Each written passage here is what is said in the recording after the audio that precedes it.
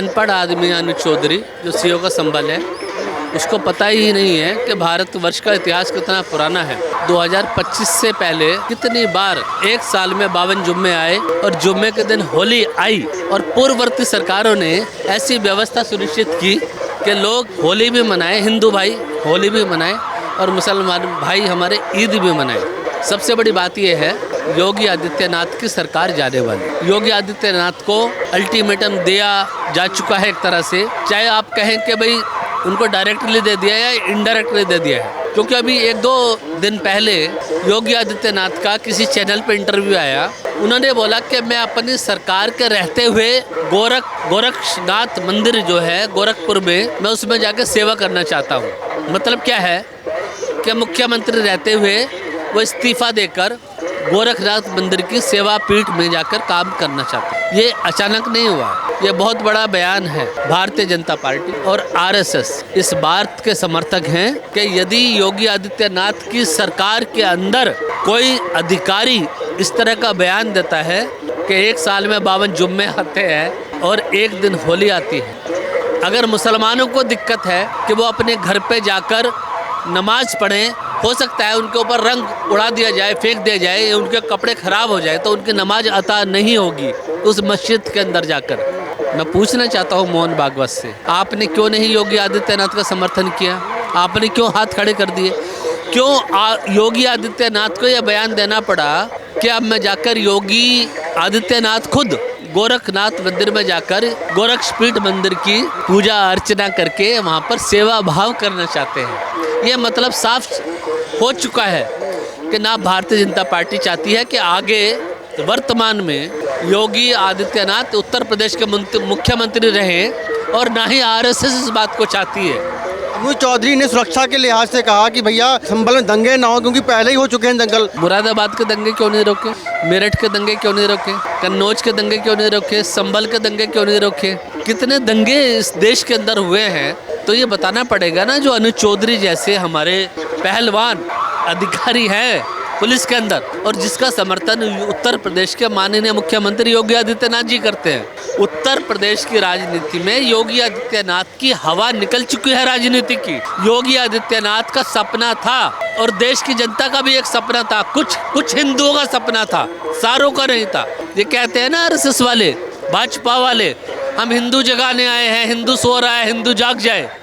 हिंदू पहले से जाग चुका है, और हिंदुओं ने निर्णय लिया है कि योगी आदित्यनाथ जैसे जहरीले बयान देने वाले और योगी आदित्यनाथ की सरकार में जो अधिकारी हैं पुलिस के अंदर, ऐसे जहरीले बयान देने वाले जो हमारे समाज का ताना बाना खराब करते हैं, सांप्रदायिक बयान देते हैं, एक तरह से ऐसी राजनीति उत्तर प्रदेश को नहीं चाहिए। बहुत सारे लोग हैं जो कहते हैं उत्तर प्रदेश नहीं उत्तम प्रदेश बन चुका है। ये उत्तम प्रदेश नहीं बन चुका। योगी आदित्यनाथ ने एक सपना देखा था कि शायद मैं भारत का प्रधानमंत्री बन जाऊंगा। उसके ऊपर भारतीय जनता पार्टी ने, भारतीय जनता पार्टी के संगठन ने और आरएसएस के मोहन भागवत ने और आरएसएस के संगठन ने योगी आदित्यनाथ के पर काट दिए हैं। देखिए, गिद्ध उड़ते हैं आसमान के अंदर, तो जो सबसे ऊपर गिद्ध उड़ते हैं ना, प्रकृति उनके पर काट देती है। यही योगी आदित्यनाथ के साथ हुआ। योगी आदित्यनाथ ने क्या बोला? गिद्धों को लाश दिखाई दी। आज इस राजनीति के गिद्ध को, वो तो फैसला 27 में होगा, पर हम बात कर रहे थे संभल के ऊपर। संजय सिंह है, आप नेता, आप सांसद हैं राज्यसभा से, उन्होंने कहा कि टुच्चा सीओ है और वो सरकार के इशारों पर नाच रहा है। वहीं पर जोगेश्वर दत्त ने ये कहा कि उसने, सीओ ने, अनुज चौधरी जी ने देश को रिप्रेजेंट किया ओलंपिक में, ठीक है ना, अर्जुन पुरस्कार उनके पास है। ऐसी भाषा प्रयोग नहीं कर सकते आप उनके बारे में। नहीं, देखिए, जो आम आदमी पार्टी के राज्यसभा सांसद हैं श्रीमान संजय सिंह जी, मेरा नाम भी संजय चौहान है, तो उनका नाम भी संजय है, और हमारी जो महाभारत है उसमें भी संजय थे, जो बहुत ही दूरदृष्टि रखते थे उस चीज़ को। तो संजय सिंह जी का जो बयान है उसको एक राजनीतिक बयान ना देखा जाए।